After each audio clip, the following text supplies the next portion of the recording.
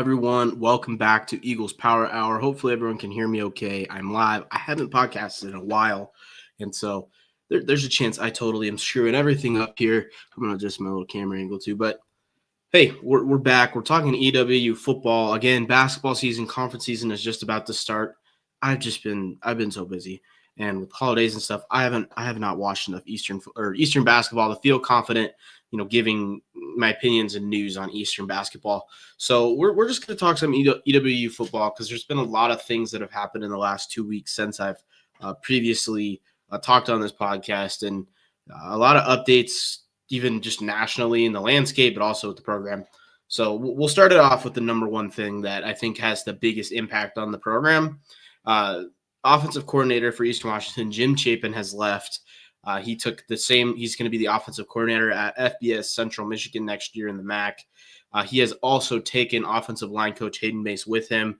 They are both heading up to Michigan. So Eastern is down 5 starting offensive linemen, your best receiver, your starting quarterback, starting running back. We'll get into that in a little bit later, and offensive coordinator, O-line coach. That is a lot of experience and a lot of snaps that we're going to have to replace this offseason. And, hey, man, that's a lot. Along with Coach Mace and Coach Chapin leaving, the 2 junior college offensive lineman signees, it was Apisa Palmele and Dom Maeva. They're 2 junior college guys that we signed that were probably going to be contributing this year, most likely. I mean, one of them went and signed at FBS Central Michigan. So they're guys that are at the caliber that they feel they can compete at the FBS level. Guys that would have probably played a lot of snaps for Eastern in 2025. Hey, they decommitted.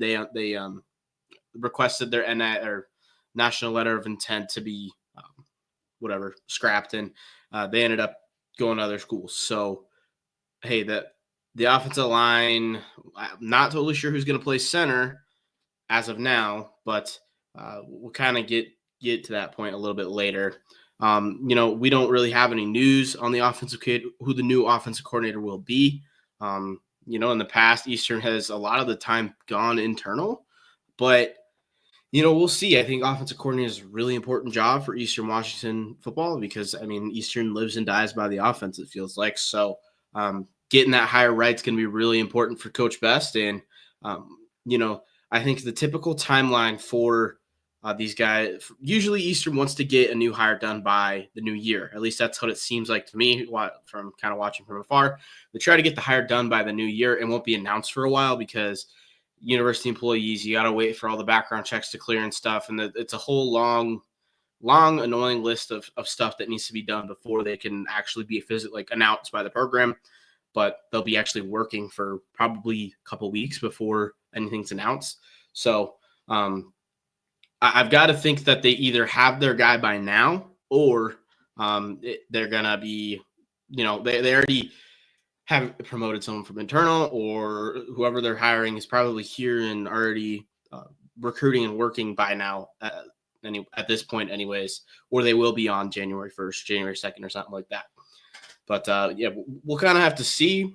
I mean, from the way it feels right now, I wouldn't be shocked if it was external. The reason being, if your hire is going to be internal, you don't have to necessarily wait for all the background checks and stuff to clear before you announce it. And so, optics-wise, typically you would want to announce it kind of right away as soon as you can, just so, recruits and stuff know, hey, that's our coordinator. That's who's going to be there. Of the coaches left on the staff, you have Mark Anderson, who's a tight ends coach. You have Coach McDaniels, who is the receivers coach. Either of those guys could be promoted. You have Tamarick Pierce as the running backs coach. He's not been coaching as long, so I'd be surprised if he was promoted. But most likely, I have a feeling it'll be an external hire for the most part, but we'll kind of see. There's a couple former EAGs floating around in the FCS or position coaches at regional FBS schools that we could talk about a little bit. There's not necessarily any true smoke for these names, as in I've heard that they're interested, but you got to think, okay, Eric Meyer, former great Eagle quarterback, record-setting guy, just awesome quarterback at Eastern Washington. He is the current co-offensive coordinator at Cal Poly. He's a co-offensive coordinator, and I mean, if he came up here, in theory, he would be the sole offensive coordinator, maybe something he might want to do. The caveat there is, hey, he's working for the coach that recruited him to Eastern, Paul Wolf, at Cal Poly. So, I mean, I think it's less likely that Eric Meyer would want to leave his coach for Eastern Washington. I also don't know what the pay situation is there. He did coach at Eastern Washington in 2012. So, I mean, Eric Meyer is a name that, hey, if he was announced at Eastern, I would be super fired up. I'd be really excited about it. Do I expect that to happen? Not necessarily, but hey, we'll see. Another name that, man, I would be absolutely fired up for this name if it was to something that could come true. Former Eastern receiver Nick Edwards. He was the wide receivers coach at Washington State last year. We all know who Nick Edwards is. He was a great Eastern receiver. He spent a number of years here on the staff. I think it was 4 or 5 years. I know there's 3 years as the receivers coach, 2014 to 2016. And Cheney, guess who his starting receivers were during that time? Cooper Kupp, Kendrick Bourne, Shaq Hill. I mean, when you're talking about some of the greatest players in Eastern history, there's three of those names, and they were all coached by Nick Edwards. That was their position coach. Why would a guy want to come from Wazoo down to Eastern Washington? Well, Coach Dickert, as many of us know, Washington State's head coach, left for Wake Forest this offseason. And so, I mean, Nick might be out of a job right now. I don't necessarily – he probably could tag along with Coach Dickert off to Wake Forest if Dickert really wanted him. But, he stayed and he coached through the end of the year for Wazoo. He actually called plays in Wazoo's bowl game, which they unfortunately lost. But that is a name that it's a regional guy. He already lived. I mean, he's in Pullman. He has many ties to the program. He's coached in Cheney before. He played when Coach Best was there. That seems like if somehow we could sign Nick Edwards as our offensive coordinator, that feels like a home run hire if we could possibly make that happen. Hey, these names are all coming out of my ass. Like, I don't have any real information that those names are real, but those are two names that feel like they would probably be interested in the job to an extent and have those ties to Eastern Washington as a program and are in positions that, like, it's not totally unrealistic for them to maybe take that job. So just wanted to bring up those two names just because they are Eagle names. Now, moving on to the next kind of bigger thing. This is going to be a short podcast, guys. I'm just giving a couple quick updates for people because a lot has happened. If you want to keep up, it's kind of nice to have one kind of every couple weeks, just have a news dump and like, okay, this is what happened. Make it simple. So that's what I'm trying to do here. Okay, this is a big national landscape thing. Junior college. Forever, junior college affects your eligibility as a college football player. If you go to junior college for 2 years, then you transfer to an FCS school, you have 2 years of eligibility, maybe a red shirt when you transfer to that FBS school. Well, Vanderbilt quarterback Diego Paiva, he sued the NCAA basically saying his junior college year shouldn't count towards his eligibility because he doesn't play in the NCAA. So it shouldn't count towards your NCAA eligibility. That was his argument. And he actually won that. And he was granted an extra year of eligibility. He's going to be he's the quarterback this year of Vanderbilt, and he won that, which sets a really interesting precedent. That junior college should not affect your eligibility into the NCAA. This is preliminary. Nothing that is not official. That is not a thing that is officially done. But what that did, because he won his case and he's getting his extra year of eligibility, now a big group of former junior college athletes sued the NCAA, and they're like, hey, if he gets it, we should get it, right? And so in the aftermath of that, nothing official has happened to like, hey, junior college does not affect our eligibility. But right now, all the junior college athletes who their eligibility would have expired after the 2024 football season, for example, they all gain 1 extra year of eligibility. Again, the rest of that is to be determined. So it's not like our guys that went 2 years of junior college have 2 more years of eligibility, not necessarily. But this does affect Eastern in a few important ways.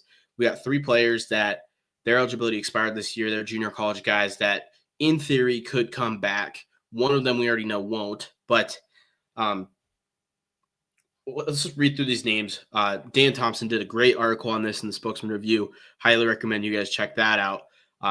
because he kind of went more in depth of things than I'm going to go. So there's three really important starters that ended up being affected by this. Austin York, tight end. He was number 44 last year. He's kind of a fullback tight end type player. His eligibility expired after last season, and he would, in theory, get one more year eligibility. Of the three names here, I think Austin York is the one that feels like it the most likely he comes back. But also, like, you got to think about these guys. They have been retired from football, probably. I mean, I don't think these guys are necessarily NFL hopefuls. These guys have been basically retired from football and for 2-3 weeks, making plans of like, these guys are graduated. These guys are making plans to go move home or move to where their new job is, got a new job lined up. Do they really want to delay that another year? I mean, a lot of guys, yeah, I don't want to play another year of football, but that is the reality of this situation. This is, you graduate high school, not graduate high school, you graduate college, you have your job lined up, you start in a couple weeks, and then all of a sudden, hey, you can play another year if you want. Do you really want to delay that opportunity in the professional world? That's a tough option for these guys. So we don't know necessarily they're going to come back, but these three guys could. Okay, tight end Austin York, center Jack Seeley. Those two positions are two positions that got hit really hard by graduation and the transfer portal. The two remaining tight ends that were on the roster before the junior college ruling both entered the portal. So, or at least the two remaining starters. So, it leaves the tight end room pretty depleted. We can get a guy like Austin York back. That would be huge. If you could get a guy like Jack Seeley back, especially after losing felt like we kind of signed that replacement center with Apise Palmele or whatever, the junior college kid from Laney. And he ends up leaving with Coach Mays. If Jack Seeley could come back and fill that role, that would be pretty awesome to get another year of him, because he was a solid player last year for Eastern's line and a member of that line that was pretty good. All of a sudden, you'd be returning 3-4 guys that played games last year, and it makes you feel a lot better about the Eastern offensive line as a whole. Just like, hey, these guys aren't going to be a massive liability. The last one is the biggest one, I think, and we already know he's not coming back, but kick returner Michael Wortham. Kick returner, quarterback, receiver, running back, everything, all-purpose Mike Wortham. He has entered the portal since that this news came out. He entered the portal like 2 days after the ruling became official, and so he is, pursuing other opportunities. He's probably going to end up being a kick return specialist at FBS school next year. So we'll kind of have to see where he lands. I always think that's interesting, and we'll get more into the transporter in a second, but man, it would be absolutely massive if we can get a guy like Austin York and we can get a guy like Jack Seeley back. The caveat is, man, do they want to, right? When you look at the situation for Jack Seeley, your offensive coordinator left. All four of the guys you started next to last year left. Your offensive line coach also left.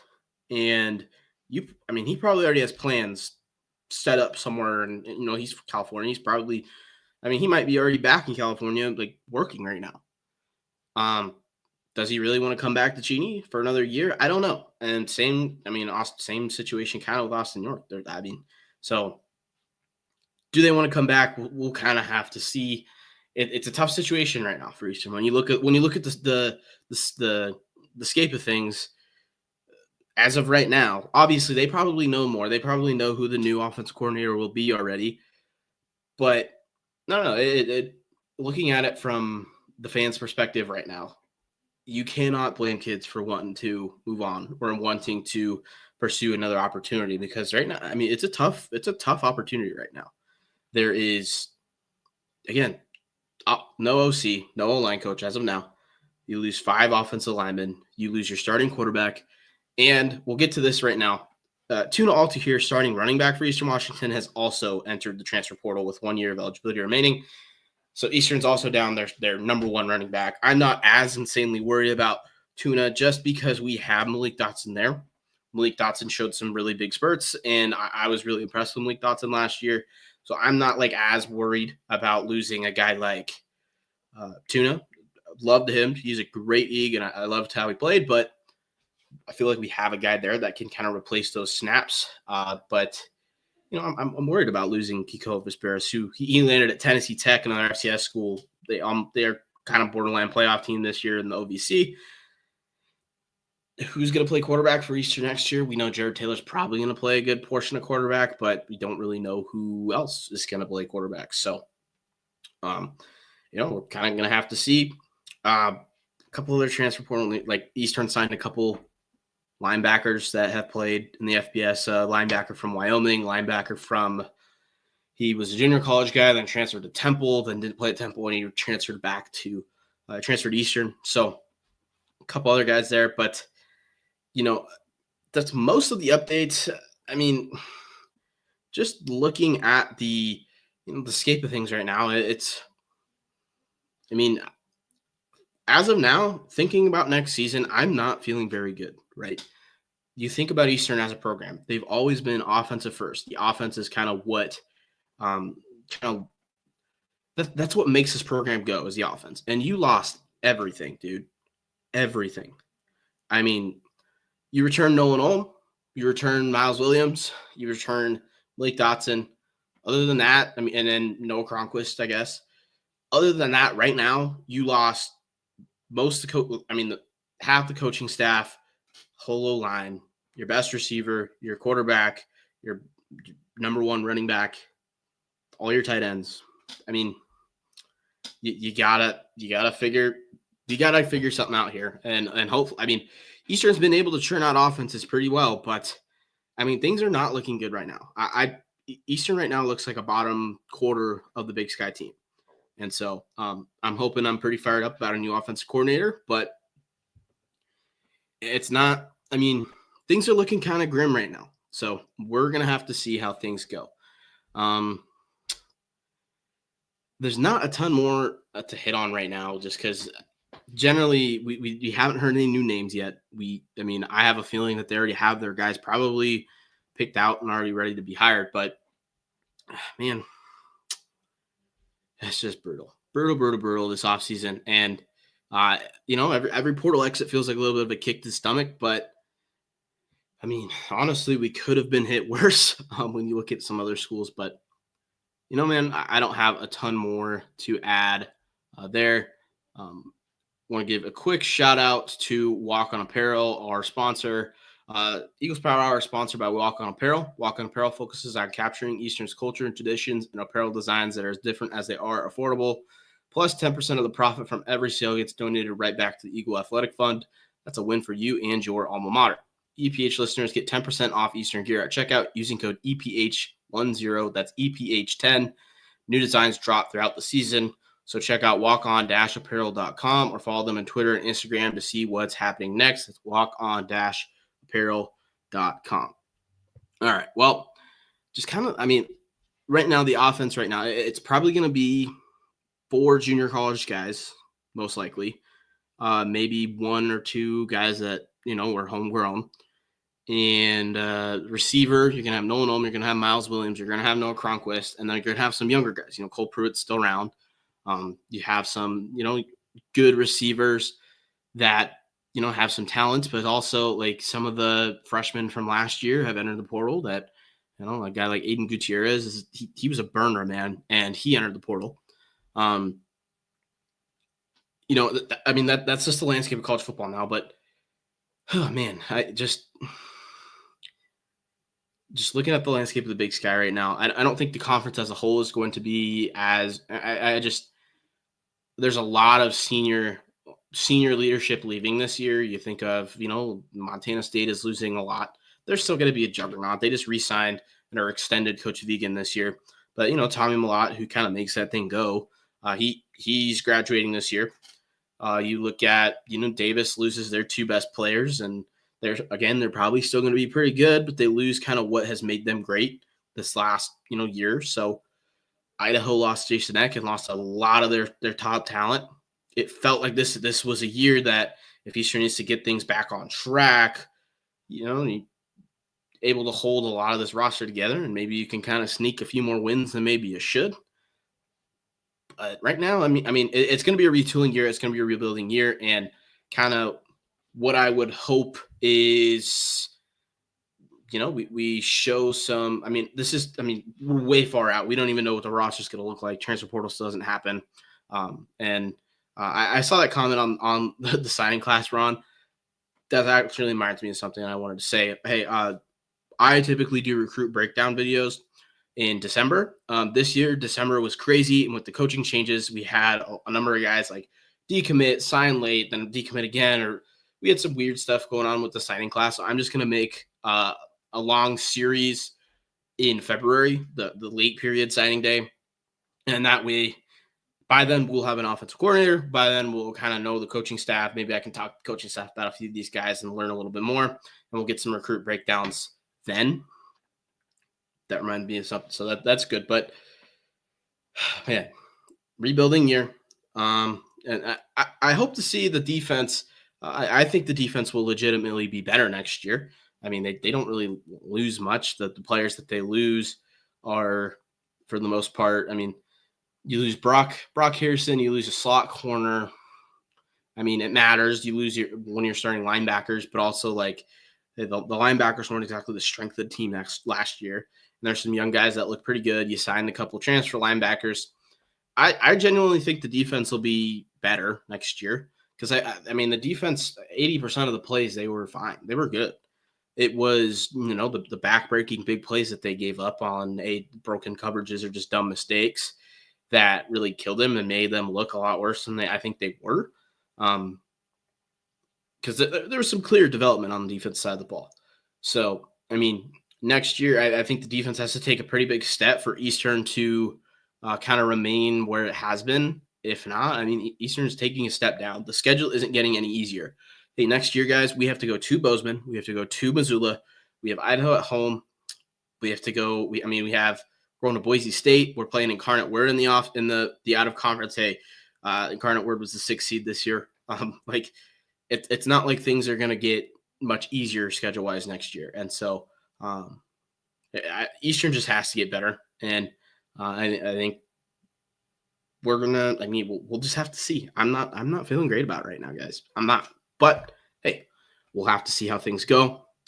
We're 20 minutes in. I just want to make this a quick little update episode. I don't have a ton more to say.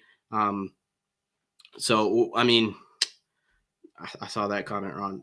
Hey, the USC guy, he's not going to start over all yacht. I doubt it. Because I mean, I don't think he even played at USC. Anyways. I don't have a ton more to say, so I'm going to go ahead and sign off here because it's just a quick news dump. And then once we hear more about the OC, we'll kind of break that down, get the hire, or understand the hire more once you get an offensive line coach, understand the hire a little bit more, see maybe they bring a couple guys with them, hopefully. I'm really hoping Eastern can snag Nick Edwards, but we don't have any. This is just a stupid list with no true meaning behind it. So it's just bringing up a couple names, but we're going to go ahead and sign off, guys. Thanks everyone for listening and keeping up with Eagle football. This has been a fun year for me, but it's funny that the 2 years I've been doing the offseason episodes, we had a defensive coordinator search last year, offensive coordinator search this year. It just happens sometimes, but we're going to go ahead and sign off, guys. Thanks for listening, everyone, and go Eags.